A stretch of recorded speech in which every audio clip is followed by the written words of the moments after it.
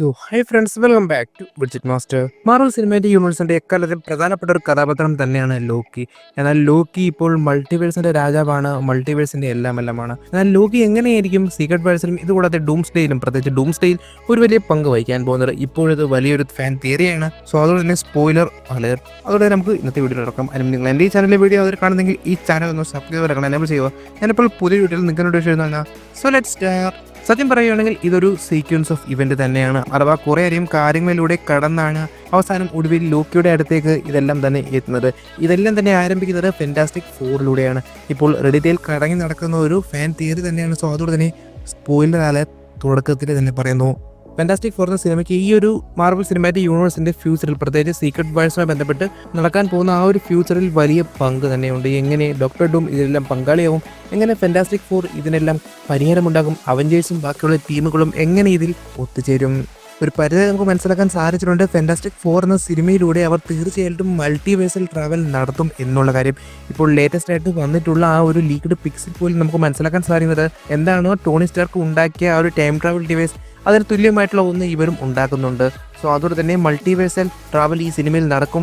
ഒടുവിൽ നമ്മൾ ഈ സിനിമയുടെ അവസാന ഭാഗത്ത് കാണാൻ പോകുന്നത് ഇവർ മൾട്ടിവേഴ്സിലൂടെ യാത്ര ചെയ്ത് മേ ബി നമ്മുടെ എർത്ത് 616 അഥവാ നമ്മളിപ്പോൾ കാണുന്ന മാർവൽ സിനിമാറ്റിക് യൂണിവേഴ്സിൻ്റെ ആ മെയിൻ എർത്തിൽ വരും എന്നുള്ളത് തന്നെയാണ്. എന്നാൽ ഇവർ മാത്രമാണോ വരുന്നത്? അതാണ് ഏറ്റവും വലിയ ചോദ്യമായിട്ട് നിലനിൽക്കുന്നത്. കാരണം റിച്ചർഡിൻ്റെ പേര് എവിടെ എഴുതുന്നോ അവിടെ എല്ലാം നമുക്ക് തൊട്ടടുത്തായിട്ട് എഴുതാൻ സാധിക്കുന്ന ഒരു കഥാപാത്രം തന്നെയാണ് ഡോക്ടർ ഡൂം. അത്രമാത്രം റിലേറ്റഡ് ആയിട്ടുള്ള കഥാപാത്രമാണ്.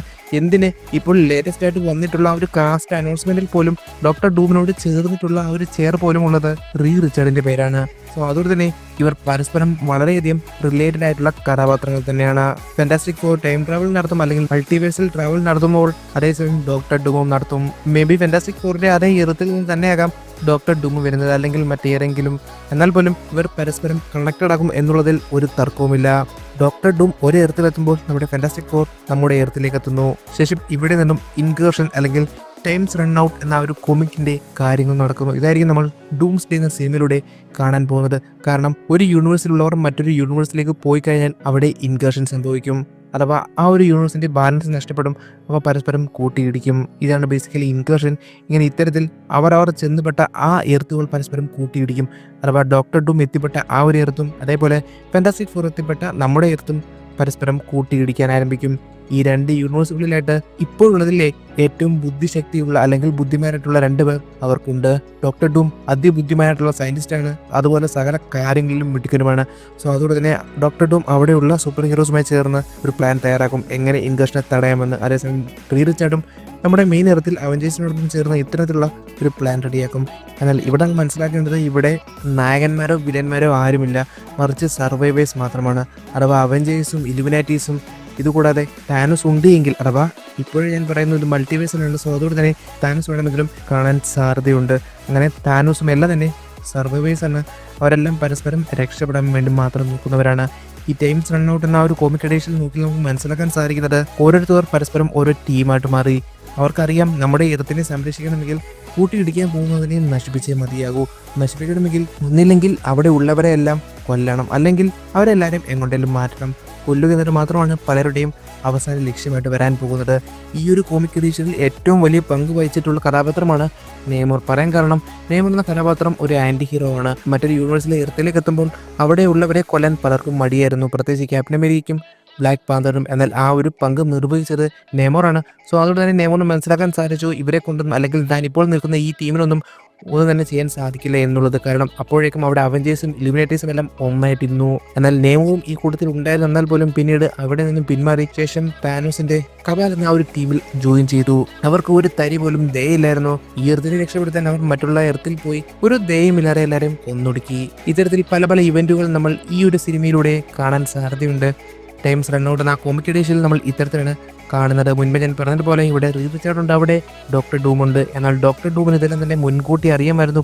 പുള്ളി തന്റെ ഒടുവിലത്തെ ആ ഒരു ലക്ഷ്യം എന്താണ് എന്നുള്ളത് മനസ്സിലാക്കുന്നു. ചുരുക്കി പറഞ്ഞു കഴിഞ്ഞാൽ ഇവരെല്ലാം പരസ്പരം ഇതെല്ലാം തന്നെ ചെയ്യുന്നത് എന്തിനു വേണ്ടിയാണ്? സർവൈവ് ചെയ്യാൻ. എന്നാൽ ഡോക്ടർ ഡൂം ചെയ്തത് എല്ലാത്തിനെയും പിടിച്ചെടുക്കാൻ. കാരണം ഡോക്ടർ ഡൂമിനറിയാം എല്ലാത്തിൻ്റെയും ആരംഭം, അല്ലെങ്കിൽ എല്ലാത്തിൻ്റെയും കേന്ദ്രം ലോക്കിയാണ്, മൾട്ടിവേഴ്സിലെ വേൾഡ് ട്രീ ആണ്. സോ അതുകൊണ്ട് തന്നെ ഇതെല്ലാം തന്നെ ചെയ്തിരുന്നത് ലോക്കിയിലേക്ക് എത്താൻ വേണ്ടിയാണ്. ഒന്നില്ലെങ്കിൽ ടി വിയിലേക്ക് എത്തുക, അല്ലെങ്കിൽ ടി വിയെ തന്നിലേക്ക് അടുപ്പിച്ചു വരിക. ഡോക്ടർ ഡൂം എന്ത് തന്നെയായാലും ഇതിൽ വിജയിക്കും. ഒടുവിൽ ലോക്കിയുടെ അടുത്തേക്ക് തന്നെ എത്തും. ഈ ഒരു ഫാൻ തിയറിയുടെ അവസാന ഭാഗം പറയപ്പെടുന്നത് ലോക്കിയും ഡോക്ടർ ഡൂമിന്റെയും ആ ഒരു നേർക്കാഴ്ച തന്നെയാണ്. എന്താണോ താനോസും ലോക്കിയുമായി കണ്ടപ്പോൾ ഉണ്ടായിട്ടുള്ളത്, അഥവാ ഇൻഫിനിറ്റി വാറിന് തുടക്കത്തിൽ സംഭവിച്ചത് സിമിലർ ആയിട്ടുള്ളൊരു സിറ്റുവേഷൻ ഇവിടെ നടക്കും. അവിടേക്ക് തോർ വരികയും ചെയ്യും. ഇൻഫിനിറ്റി വാറിൽ സംഭവിച്ചതിന് തുല്യമായിട്ടുള്ളൊരു കാഴ്ച ഇവിടെ നടക്കും. തോറിനെ മുൻപിൽ വെച്ച് തന്നെ ലോക്കി വീണ്ടും കൊല്ലപ്പെടും. കാരണം ഇവിടെ ജയിക്കുന്നത് ഡോക്ടർ ഡൂം തന്നെയാണ്. അവിടെ നിന്നുകൊണ്ട് ഡോക്ടർ ഡൂം മൾട്ടിവേഴ്സൽ അല്ലെങ്കിൽ ലോക്കിയുടെ ആ പവറുകളെല്ലാം വെച്ചുകൊണ്ട് മൾട്ടിവേഴ്സൽ ബാറ്റിൽ വേൾഡ് ക്രിയേറ്റ് ചെയ്യും. ഡോക്ടർ ഡൂമിന്റെ കണ്ണിൽ നോക്കിക്കഴിഞ്ഞാൽ ഇത് മാത്രമേ രക്ഷയുള്ളൂ. കാരണം എല്ലാ മനുഷ്യരും മരിക്കുന്നതിനും ഭേദം ഇപ്പോഴുള്ളതിനെ എല്ലാം വെച്ചുകൊണ്ട് ഒരു വേൾഡ് ക്രിയേറ്റ് ചെയ്ത് അവിടെ എല്ലാ മനുഷ്യരും ഉൾപ്പെടുത്തി താൻ അവിടെ രാജാവായിട്ട് മാറുക എന്നുള്ളത് തന്നെയാണ്. സോ എന്തൊക്കെയായാലും ഇപ്പോൾ വന്ന ഈ ഫാൻ തിയറിയുടെ അവസാനം നമ്മൾ കാണാൻ പോകുന്നത് ആ പവറുകൾ വെച്ചുകൊണ്ട് ഡോക്ടർ ഡൂം ബാറ്റിൽ വേൾഡ് ക്രിയേറ്റ് ചെയ്തത് തന്നെയാണ്. സോ എന്തൊക്കെയായാലും ഇത്ര മാത്രമാണ് ഈ ഒരു തിയറിയിൽ പറയപ്പെടുന്നത്.